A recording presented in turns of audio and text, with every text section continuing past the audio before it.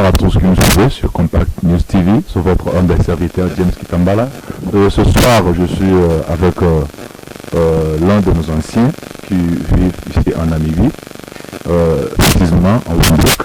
Alors, pour Lobela, ce qui concerne la communauté congolaise, et ce qui concerne notre pays, la République démocratique du Congo, sans avoir monopolisé la parole. Bonsoir. Bonsoir. En tout cas, pour l'émission pour ça se présenter au Baïbioté, Baïba Kombonayo, aux Anani, aux Salakanini, aux Alakawapi, et puis aux Anani. Bonsoir, merci tout d'abord pour m'avoir invité. Merci pour la considération. Donc je réponds au nom d'Asso Munanga. Donc je suis résident en Namibie depuis 2000, donc j'ai 21 ans ici en Namibie. Nava Tour Guide, donc je travaille dans le secteur du tourisme. Donc la remercier Mingi parce que l'émission a suivi un peu partout. Merci pour nous faire malam bodo sala. Je crois que notre frère Asso Munanga à Lobby. Donc le lot sans plus tarder, nous en avons 3 points de épinglés, juste pour nous rappeler bateau Bazolanda Bisso partout en Europe, en Amérique, en Afrique, que le lot nous en 3 points de épinglés. Nous en avons premier point concernant disparition, il y a notre frère Caleb Mouton qui n'a en heure à l'époque de notre ancien président Joseph Kabila. Et puis deuxième point, donc épinglé sous ce qui concerne désarmement, il y a garde républicain quand il y a Kingakati. Et puis troisièmement, pour ce qui concerne 1800 commandos Oyo Bakindeki na Katanga pour sécuriser Katanga. Alors sans plus tarder, première question pour notre invité. Pour ce qui concerne Caleb Mouton, il fallait écouter la justice, mais Aza porté disparu. Qu'est-ce que vous pouvez dire? Est-ce qu'il y a des autres pays ou bien il y a quelque chose qui se passe? Ah oui, merci pour la question. Moi je pense que Makambuya Caleb, donc il a travaillé dans ANR, il était le numéro 1, s'il faut le dire, dans ANR, dans le service de renseignement. Bon, il y a trop de rumeurs, dans les réseaux sociaux, tout ça, qu'il faut qu'il soit interpellé pour certains crimes, et Salamaki, pendant il y avait une fonction. Bon, du coup, il y a source d'information qu'il est porté disparu. Alors, moi je pense que il va bien été pour notre pays. Il faut vraiment, comme on a prôné l'état des droits, il faut vraiment que tous ces gens-là qui ont travaillé, qui sont soupçonnés, qui ont commis beaucoup de crimes, des vols, des pillages dans les pays, il faut que la justice fasse son travail. Et puis, il faut que le service national d'enseignement va travailler vraiment. Donc, il faut que ces gens-là répondent donc c'est un problème qui était déjà dans la justice. On ne peut pas faire beaucoup de commentaires là-dessus, mais moi je regrette la disparition donc jusque là on est notre service à renseignement qui travaille actuellement, ils en ont pointé parce que tous ces gens-là soupçonnés crime pendant le régime précédent. Il faut que de façon que se justifier si réellement le crime est là, si réellement le vol est là, le pillage, il faut qu'il se justifie. Mais c'est comme qu'il va disparaître, moi je trouve ça un peu bizarre. Donc on a regretté qu'il y a information, mais je ne sais pas si c'est vraiment, parfois on a beaucoup d'informations, ils ont des réseaux sociaux, il faut vraiment qu'au à la base.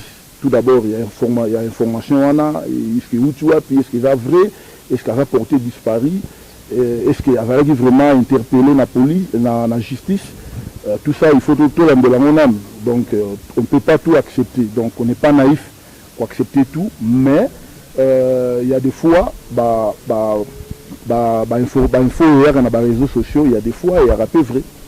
Donc, jusque-là, on dit qu'il est porté disparu. Bon. On ne sait pas si c'est vrai ou faux, mais selon l'analyse, donc tout le roi Caleb, il faut qu'il passe dans la justice. Il faut le cas à l'Oba, puisqu'il est beaucoup plus cité dans Nengamabé. Les gens disent que non, il faisait beaucoup de crimes, il y avait des arrestations arbitraires dans le pays, dans le régime passé. Donc c'est pas bien, comme le président Asikaye a lobby que nous sommes dans un état de droit.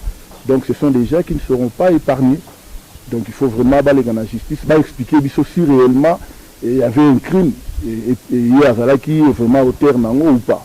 Donc voilà ce que je peux dire. Je crois que notre frère a dit, il est de notre coutume que pour le moment, état de droit, ils ont régné dans 4 pays. Alors, à d'autres jours, qu'on interpellé que justice n'a pas été la comme il faut, et sans oublier que dans 4 pays, pour le moment, dans les cas, justice, il faut mettre main dans la bâtiment surtout où travailler qui n'attend qu'à lève. Il était le numéro 1 de l'ANER. Alors, pour le moment, pour tout ce qui se passe, je crois que Maramoussou est rappelé une rumeur, mais il commenté réalité. Je crois pour Masolo et à Kalev, on a tous suivi dans les réseaux sociaux, dans la télévision qui a interpellé pour répondre dans les crimes où ils ont commis dans temps où ils ont comme numéro 1 à ANER. Je crois pour la question, c'est un peu à quoi épingler. Il faut que les gens sachent que tout le monde a travaillé pendant le régime à Kabila avec la criminalité. Donc on avait un problème de système. Tu vois, système même de ça là, il y avait des Bamoussouba qui bien, mais comme il s'est trouvé dans un système où il a marché contre volonté à peuple, voilà pourquoi il m'a dit que Kalev, il est cité, son nom est cité beaucoup par rapport à d'autres. Tu vois, c'est pas seulement Kalev, il y a Numbi. Il y a Numbi, le général Numbi. Il a été interpellé aussi à Kinshasa par l'ordre du président de la République, qui a répondre à Makamora Salaki, et puis il a refusé. Donc il se trouve que Kalev, avant de faire mener à Katanga, il est bien, il est sécurisé, tout ça. Alors tout ça, ce sont des choses que tu permettre de faire ma souté dans le régime Oyo. Donc c'est un état de droit. Il faut avoir les gens qui prétendent être des hommes forts au Congo. Nous, on n'a pas besoin des hommes forts au Congo. On a besoin des institutions fortes au pays dans le développement. Tu vois. Alors, ceux qui, comme on les a cités beaucoup plus dans Nengamabé, mais il faut qu'ils soient interpellés par la justice. Ils ont pour intérêt à Moutou, citer comme on a à se défendre à éclaircir l'opinion que non. Là, il y a et puis justice soit que oui, en tout cas, on a raison. C'est un Congolais, il est dans son pays. Tu vois. Donc, justice à la Moussa. Si on cite les noms des gens, il faut que ces gens-là répondent à la justice. À éclaircir l'opinion, à éclaircir la justice que non, il faut pas prouver qu'avec Mabé pour Bakangaï. Tu vois. Donc, le problème à Kalev, moi je pense que c'est bien aller dans la justice. Vous avez pour bien pour soigner comme on a quoi, pour comme on est cité toujours dans Nengamabé. Tu vois. Ça serait bien qu'aller dans la justice, mais tant qu'il est porté disparu, là je trouve ça un peu bizarre quoi. Merci beaucoup. Je vois que vous comprenez de s'exprimer devant caméra et Compact News TV ensemble avec Steven Makimina. Donc, nous sommes tous au Kende. Alors, moi je crois que il fallait épingler près de Katiwana. Je crois que l'état de droit ou bien la justice, il y a bien au Congo, ils ont un petit peu de battu. Alors, tant qu'on va interpeller sur le Yébiki, au Salaki et le Congo, il fallait se présenter, se faire juger, attendre eux. Ceux qui parlent de pour na makambo qui alors au kozala nayo libre. Je crois que l'état de droit au tozo le belango à tout moment, il fallait vous expliquer tout le monde. Ce n'est pas dire que ceux qui état de droit il fallait pas arrêter Moutou sans que même pas attendre non. Ceux qui acquis à se défendre le bilan pour na makambo bino bolobi, bien sûr que j'étais le numéro 1 de l'année. Mais makambo il est qui tala mutasala qui comme ça qui boyer sous instruction ya Moutou tel. Comme ça il y a à se défendre. Et puis en plus notre justice d'aujourd'hui, vous devez être très sévère pour le je crois que tout le monde a toujours qu'on se plaindre que justice ils ont ça comme il faut et puis état sécuritaire il y a pays et zana nous bien assisté. Alors pour les Cambouans en tout cas dans la biso munanga azana raison ya makasi ya kolobagete jusque là tout le monde c'est comme si justice na biso ya mboka c'est comme si justice na état sécuritaire ya pays ils en ont pensé assister parce que on voyait que monsieur Kalef qui était au pays pour y éviter place allait rapporter disparu jusque là la police César Kolokae mais hasard au monde alors merci. Et Ali, quand on parle d'un état de droit, nous devons comprendre que l'état de droit ne veut pas dire arrêter les gens, ça va en prison. Non. L'état de droit est Ali lutte contre l'impunité. C'est-à-dire, tu vois, dans le régime où il est, mais du fait qu'il y a un parapluie, il y a un tout le monde couvrir, avant la justice, donc l'état de droit et Ali, ça c'est l'impunité. Donc l'état de droit et Ali lutte contre l'impunité. Et l'état de droit et Ali sous le respect, il y a des textes. Ça fait partie à l'état de droit. Tu vois. Donc justice, ça fait la vraiment moussala. Ton justice est à la instrumentalisée comme c'était dans le régime précédent. Ton justice là est à la indépendante et ça la moussala nango. Si Moutou a fallu m'abe, va interpeller parce que Moutou criminalité sans bayokai, sans basambisai. Les gens disent qu'il a commis beaucoup de crimes. Oui. Mais il faut qu'il a passé dans la justice. La justice a confirmé que oui, c'est un criminel. Il y a preuve et la personne en question a la hauteur et se défendre. À ce moment-là, la justice a mis ce criminel, a commis détenu. Mais jusque-là, avant la criminalité, il faut le cas. La justice a eu mais ce qui a déjà porté disparu. On comprend déjà que avant la place Nîmes. Donc voilà ce que nous pouvons retenir dans l'état des droits. Donc il y a une lutte contre l'impunité et respect à la texte. C'est ça l'état des droits. Merci beaucoup. Je crois que dans l'année, nous surtout aux Agloma Awa, nous sommes éclaircir la clarité. Les caméras bomba et alors pour le deuxième point à Bissou place Joseph Kabila Azalaki siégé na Kingakat. Pour le moment, balongoli garde républicain surtout kuna batindi la police. Et comme ça que surveiller Kingakat. Pour na yo est-ce que aux hommes qui petit à petit ndenge Yemoko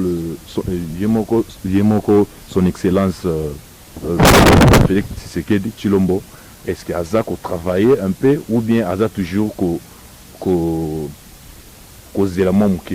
Non, mais c'est ça, il travaille déjà à l'Obagi qui fait le Banda. Donc beaucoup de gens ne comprennent pas, qui tout le barango qui moussa les bandits. Vous comprenez? Donc,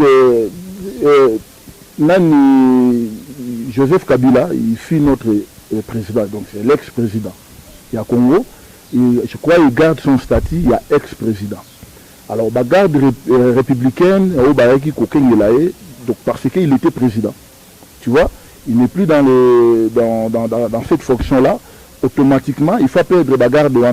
Mais il y a des soldats, des policiers qui nous gardent. Mais bon, c'est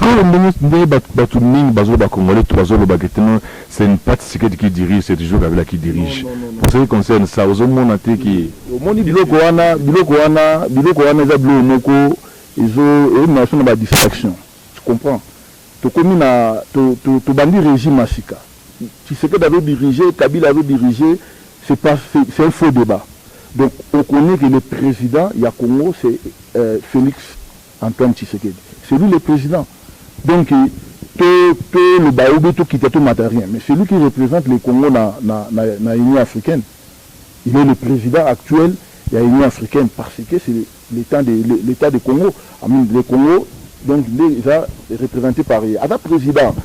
L'autre là, Kabila, n'est plus administrativement parlant. Kabila n'est pas président du Congo. Si on va inviter le président du Congo quelque part, c'est Félix qui va représenter le Congo.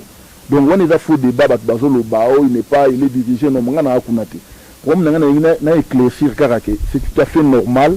La garde républicaine na résidence ya Kabila parce qu'il ne fait plus partie il y a président à Mboka, il est ex-président.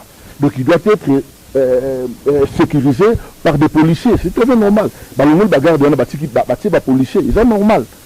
Donc c'est tout à fait normal. Il n'est plus président. Mais est-ce que vous ne voyez pas que petit à petit, tout ce qui est dans le régime, il y a notre ancien président qui n'est plus paix à son âme, M.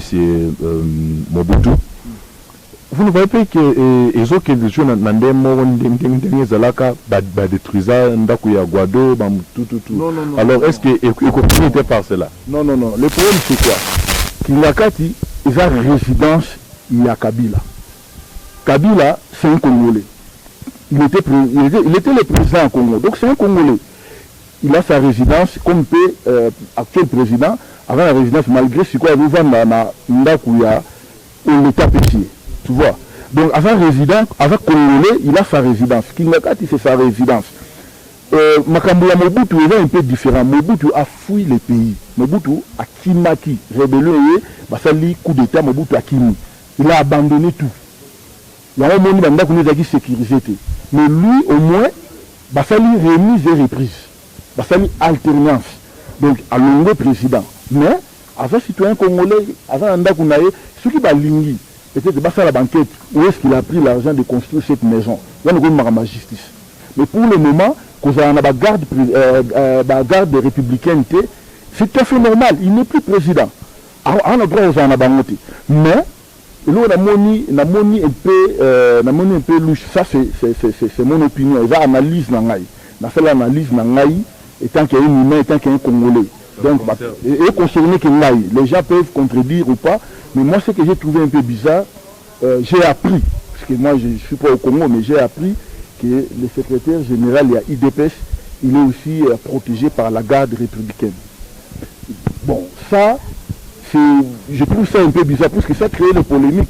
Juste, je veux vous encore ton parole, mais je crois que Bazala qui, gardé par la garde républicaine, mais Bazal est sous-souté. Et pas secrétaire général à IDPS. Oui.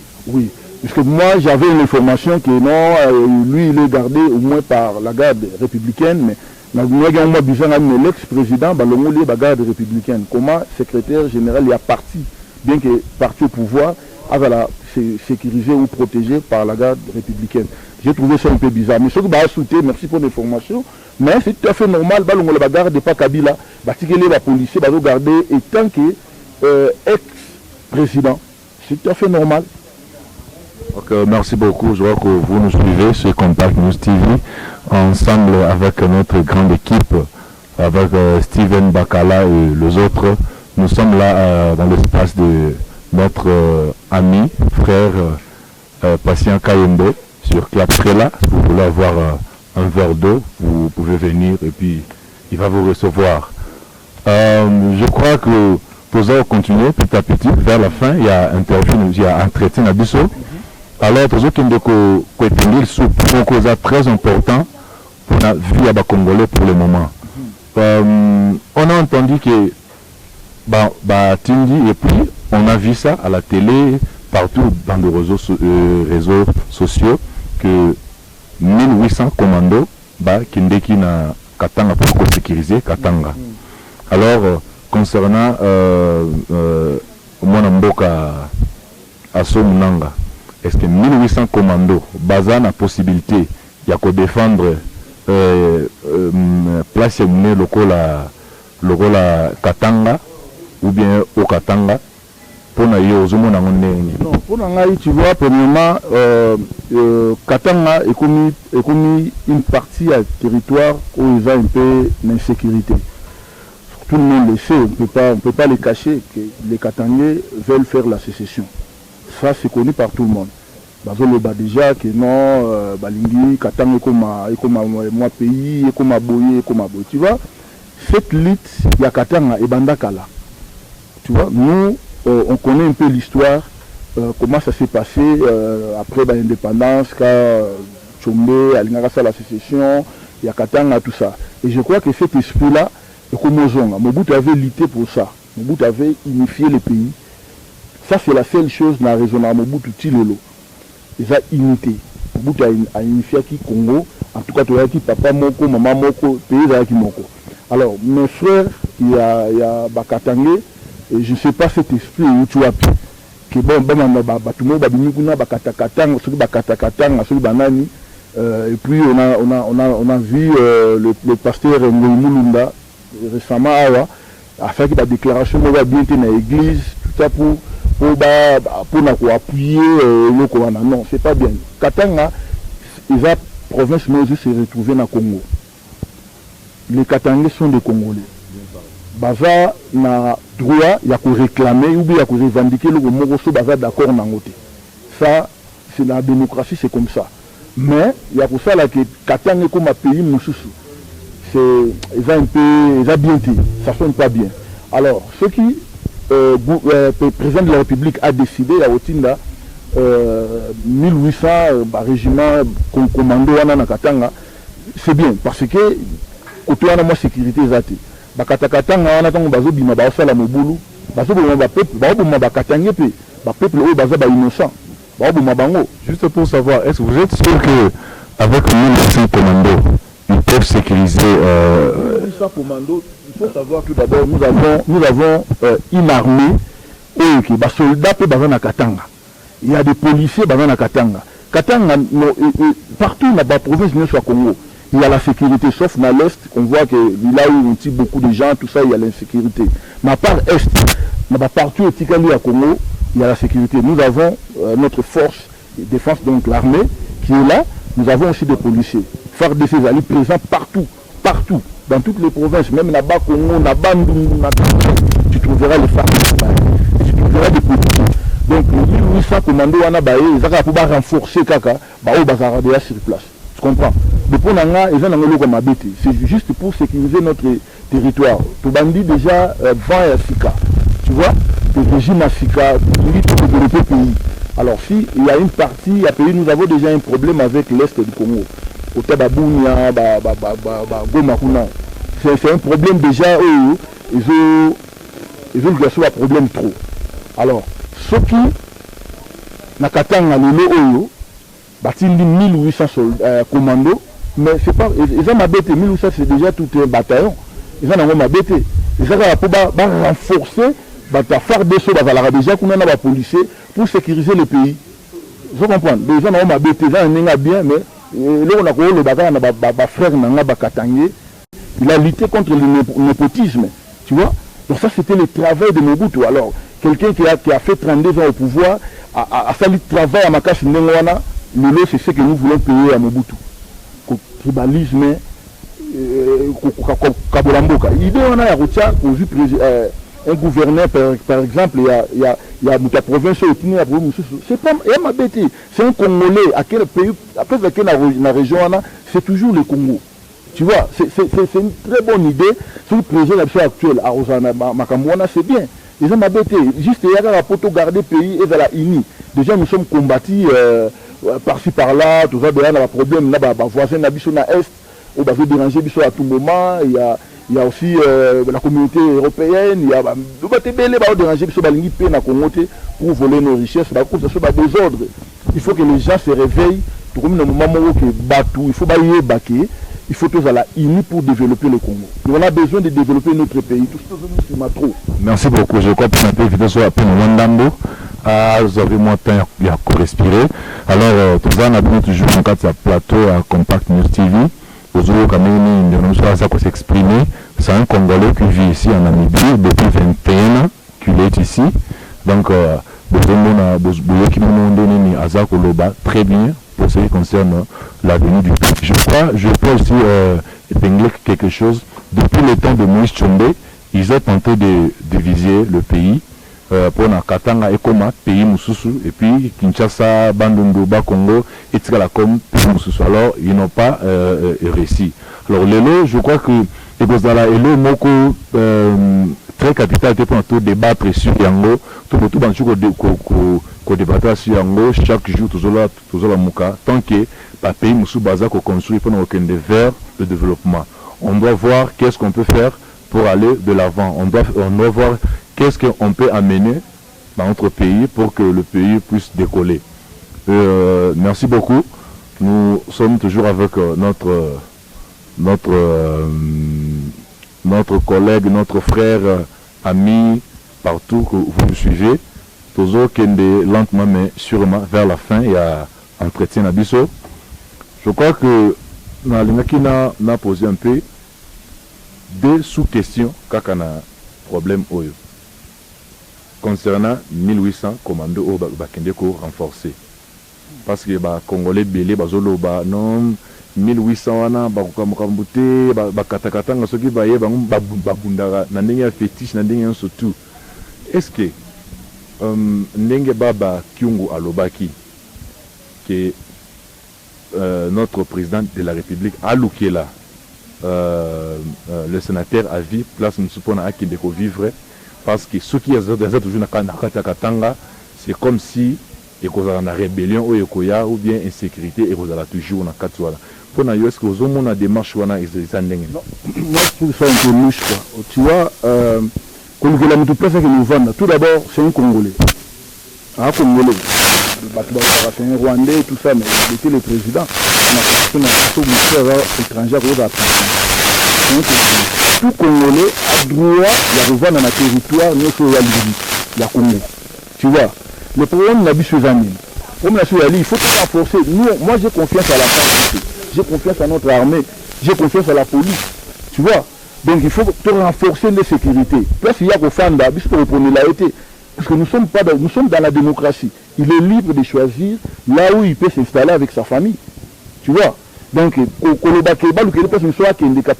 un peu bizarre. Lui qui prétend être un Katangé. Là, nous ne sommes plus à la démocratie. Mais Nakatanga, comme Katangé, il n'est pas parmi les Katangé. Ah, mais on a plus que nous. Mais nous, c'est que nous savons qu'il est Katangé. Lui, il a dit qu'il est Katangé, tout ça, puisque son père était Katangé. Tu vois, il est Katangé, mais là, il faut que ce vraie nationalité. Parce qu'il était président, il y a Congo pendant 18 ans, il est Katanga. Tu vois, donc il va connaître plus que vous vendez. Ça, comme il est là, moi, non, il faut se sentir libre dans le pays. Avec se sentir libre, plus à offrir d'affander. Il faut renforcer la sécurité. On sait déjà, puisque ces gars-là, et là, il faut comprendre que lui, il ne parle pas beaucoup. Pendant qu'il était président, Arnaud le battait. Pendant qu'il était président, a fait un discours, il a une interview. Donc, il est déjà risé. Il a très risé. Et puis, il sera bombani à l'équipe de Maïli, il faut éviter ce qu'il pense. Puisque moi, ça n'engage que moi. Ce gars-là n'a jamais aimé le Congo. Puisque, avec l'opportunité, toi, Congo n'est paradis pendant 18 ans il a pouvoir. Il n'aime pas le Congo. Alors, ceux qui le c'est là, à Kimi, à Dubaï, tout ça. Moi je trouve. Mais c'est parce qu'à l'Oba il peut abandonner tout moment qui a qui projet à 5 chantiers qui était déjà en cours déjà démarrer qui me sont pendant 18 ans. Non, la conférence de presse. Tu vois Félix n'est pas comme président, notre président, M. Félix Antoine Tshisekedi. N'est pas comme président. Il a fait beaucoup de conférences de presse, il expliquait tout ça. Mais lui ne faisait pas ça. Donc c'est déjà, Aki Mutumoko, il ne parlait pas beaucoup. Alors parler la peuple n'a été. Donc liaison on a peuple n'a président n'a la quitté pendant une année. Donc il est fait quelqu'un, moi personnellement je trouve qu'il est très très dangereux. Batubado c'est là Akimi, Akiva à Dubaï, mais lui il a l'argent. Avant la bateau, jusque là il y a des gens où il va soutenir. Il y a des Katangais, il y a des Kassaïens où il va soutenir. Il y a des Mekongo, il y a partout Bangala Bayali derrière Joseph Kabila, Batounaye Bayali. Donc il a l'argent avant la Batounaye. C'est un soldat, donc il peut organiser aussi une rébellion ou une milice pour avoir une sécurité dans le Congo. Parce qu'à mon déjà que lui, sa place n'est plus à faire au Congo. Il peut faire ça. Mais moi je crois que au président on a moins question malgré que vous avez déjà na 4 à 1, alors tu continuer quand même. Pour ce qui concerne que tous les Congolais, Bazolo Bakenan, il a pris fuite. Hakimi akie ko s'exiler na Dubaï. Tous les Congolais ont toujours chanté balobaki bazali na besoin bamona Kabila arrêté. Non pas que bamona Kabila ya kokima. Alors pour na makambo wana okolo banini pona. Kokima c'est trop dire. Puisque Kokima c'est trop dire parce que tant abimaki je crois que service à DGM ya Congo avait au courant que Kabila a quitté le pays. Tu vois. Et puis ce qui Hakimi c'est difficile de trouver place à Zali. On va porter disparu. Mais tout le monde avant à Dubaï. Oui.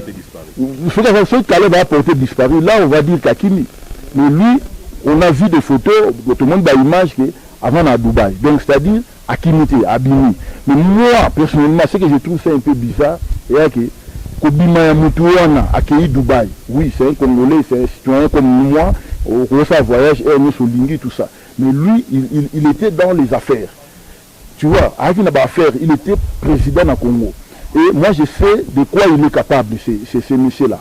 Tu vois, comme il n'aime pas le Congo. Non, super. Est-ce que ce type-là va rentrer aussi?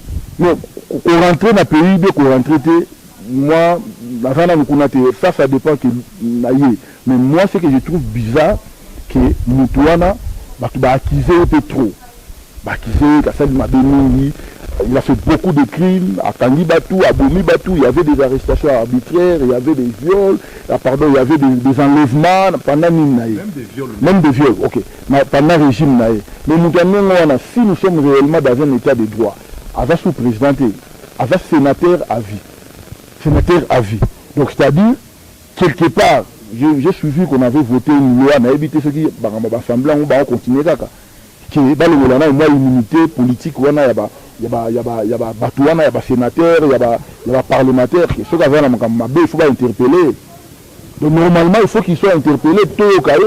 Moi, je crois que pour chez Sikoyo, c'est à nos députés maintenant de faire quelque chose, de proposer une loi où il faut que Kolongola loi où ils ont porté pour protéger les anciens présidents de la République na Congo. Parce que si on dit bien, tout bazar toujours qu'on se lamenter à tout moment pour ce qui concerne le salaire à chaque fin du mois. Après ça, le salaire spécifique, il y a $670,000 par mois. Non, mais ça c'est faux. Pour ce qui concerne, pour n'endengue, député, pour le moment, déjà, la majorité déjà s'est changé cas. C'est à eux maintenant, il y a qu'aux monopole et puis qu'on paie ça. Oui, le problème c'est quoi? Le problème c'est qu'il faut qu'il y ait des amendements. Parce que même la constitution d'Abisso, la manière qu'elle a été conçue, cette constitution est mal élaborée. Il y a des articles, il faut amender en haut, puisque l'article Belezana est pour la faveur de la bateau. Tu vois, il faut revoir. Donc la nouvelle majorité, le Parlement, il faut revoir la constitution d'Abisso, amender l'article. Et ça là, il y a profit, il y a pays. Et ça, il y a profit, il y a peuple. Tu vois. Donc il faut amender. Même immunité politique, il y a sénateur, il y a parlementaire. Il faut revoir en haut, puisque les gens commencent à abuser le pouvoir. On a vu ça dans le pouvoir passé. Par contre, il faut abuser le pouvoir, parce que donc, à la position, il veut faire tout ce qu'il veut. Parce qu'il est sénateur, parce qu'il est qui, il est président. Non. Dans l'état de droit, alors, pour l'ancien président, Nabiso ya Congo, à Dubaï, bon, on ne sait pas ce qu'on a Hakimi, ou bien tu vois dans les réseaux sociaux, il y a toujours beaucoup de rumeurs, ils commandent dans les bango. Mais moi, ce que je trouve un peu bizarre, c'est que je sais la personne, je sais de quoi elle est capable, cette personne est capable de faire. Tu vois. Donc, en tout cas, il faut sécurité, c'est renforcer la sécurité davantage, quoi. Renforcer la sécurité de façon que tous à la suite, on a déjà des problèmes dans l'Est à Congo. On utilise toujours pour résoudre en côté. D'ailleurs, il y a 2 jours, 3 jours passés, il y avait un ambassadeur italien qui a été tué, si vous voulez, dans Bunyakuna. Donc, l'insécurité dans ma casse, dans l'Est à Congo. Alors là, on a le président de la République a renforcé partie à Est wana pour Batouana les Congolais meurent chaque jour chaque minute. Merci beaucoup pour interpeller à tous les Congolais que tant que tu vas partir à Est et à Congo, ils ont normalement un peu bien tiré. Probablement, parti moko na kati ya mboka na biso parce que so bino parti mo ya Est ya pays, ils ont le rôle à Renaissance, ils ont des libanda ya mboka Congolais. Parti à Est wana ils ont tout na Goma, tout na Bukavu, tout na ba partout na aux autres na ba Ituri, ba partout. Ba partout nous surtout ils ont déjà bouclé na ba rebelle. Alors, et que ça la bienté tous les jours, nous à Kinshasa, partout dans le monde, tous les gens Congolais tout bazar bien, mais bango kuna bazar ko souffre, bazar ko chaque jour, ils ont bienté. Ce que je trouve un peu bizarre, tu vois dans la partie est, il y a Congo, nous avons des rebelles ougandais, nous avons des rebelles rwandais qui opèrent dans la partie nationale est à Congo. Et ça, tout le monde le sait, même nos autorités, même au régime passé, même les Européens, l'Union africaine, tout dans la partie est à Congo, il y a des rebelles, ADFL, ceux qui sont Ougandais, je crois qu'on peut continuer. Mais pourquoi on a fait un Mobutu maman tout ça l'a raté? Oui, mais Mobutu sécurisait le pays. Non, mais là, il faut l'avouer. Mobutu a sécurisé le pays. Mobutu avait des pressions pour la Makambouana. Je crois M. Mwanda l'avait expliqué l'autre fois. Mobutu avait sécurité. Ce que Zala quittait, il y avait la sécurité. Tu vois aujourd'hui, même les autorités, les gens accusent même les autorités congolaises, baza na Makambouana. Et ça, c'est Ougandais, et ça, c'est Rwandais. Mais il y a toute une bande, il y a Batu. Et ils ont opéré pour déstabiliser la partie est et à Congo. Hein? Il y a des Européens qui sont là, il y a des multinationales, des Américains, des minéraux, des financer, des rébellions, des milices, ils sont financés par ces gens-là. Tu vois? Et ça, il y a des Rwandais, il y a des Ougandais, il y a toute une bande de voleurs, toute une bande de malfaiteurs. Ils vont mener des ordres de côté de sécurité dans l'Est à Congo. Merci beaucoup de Asso Munanga. Donc, on peut interpeller tous les Congolais qui sont les Mboka na biso. Parce que il y a toute une bande qui va s'associer pour ne pas détruire le pays, le Congo. Puis, na ba Congolais musu baza pe na kati. O bazokende kosala ba mafia na bango kozwa cop ya koteka ba minéraux koteka nyonso tout eza bien te tango baninga musu ba Congolais baza ko souffrir baza kolela baza kokufa nzala nyonso tout yo oza ko sepana ba bien malaki et ko foutre le monter un jour nzambe akosambisa bino. Alors to linga Congo to tia Congo liboso eza mboka o nzambe apesa biso. To promete aux Congolais mais to botan ba Congolais to kuta Congo ezala Congo. Alors sans plus tarder avec notre invité tu vas dire que chiter sur un mot de la fin pour ce qui concerne je crois avant comment conclusion na yo pour na déplacement il y a ex-président de la République qui est Joseph Kabila qui se retrouve maintenant à Dubaï. Pour Nayo, ils ont fuité, mais à ça, il juste déplacement. Ouais, pour Nayo, normalement, ils ont fuité. Lui, il est congolais, il est libre de se déplacer.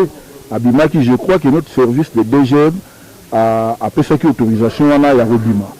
Donc, je ne trouve pas vraiment qu'ils ont fuité. Et du coup, si quelqu'un a fui, il est même difficile, il y a la place à Zali. Parce que si quelqu'un a fui, il va se cacher. Vous comprenez? Mais lui, on connaît au moins, il est à Dubaï. Donc, quelque part, après la mise à foutre, il a fait un voyage, c'est un Congolais qui est libre, il peut sortir à cause de tout ça. Donc, il a vraiment pour mais ce que je trouve un peu bizarre, même dans le Baki, n'a confiance dans Mingité. Donc, n'a confiance dans Mingité. Donc, c'est un Moutoumoko, il n'aime pas le Congo. Selon ça, c'est le langage que moi. Il n'aime pas le Congo. On ne sait pas. Contact ni nazo joie on ne sait pas makami nazo kamisa pour na Congo pour détruire Congo puisque si il aimait le Congo pendant 18 ans avant ça le monde tout le monde a dit oui ça c'est nous tout pena accueilli mais regarde ce qu'il a laissé tu vois mais le régime naïs avec vraiment bien été et avec vraiment en faveur à ba Congolais moi je crains beaucoup na lié cause la libanda ya mboka je ne sais pas ce qu'il... Je le connais, donc il n'aime pas le Congo, quoi. Alors, pour na Soukissa, je voulais simplement,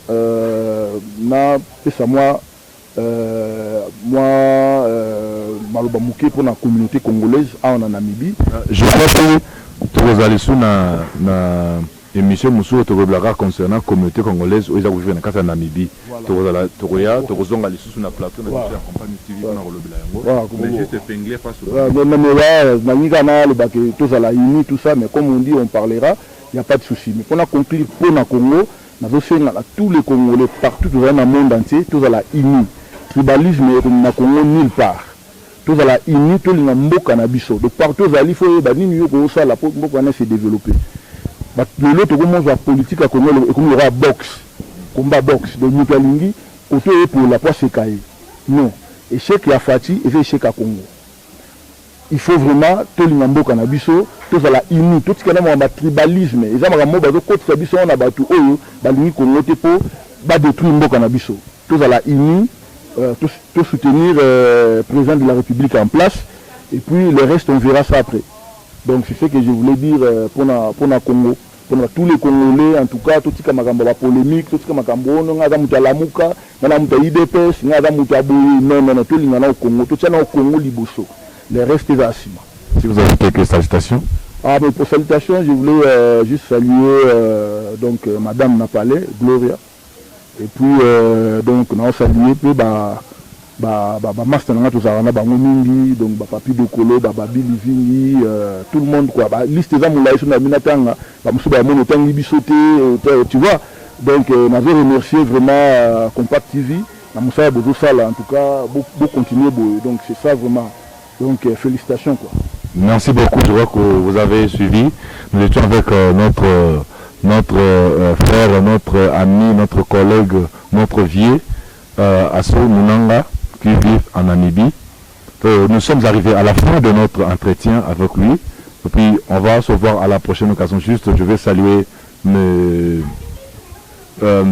fans, mes frères et sœurs, tous les Congolais qui nous suivaient sur Compact News TV. Je vais commencer à saluer le pasteur Lee Kadima. Je vais saluer encore mon ami Abdou King, sans oublier à la réalisation. Je vois Steven Matumona, et sans oublier Arnaud Matumona. À la prochaine fois, nous serons toujours à votre disposition. Ciao, ciao.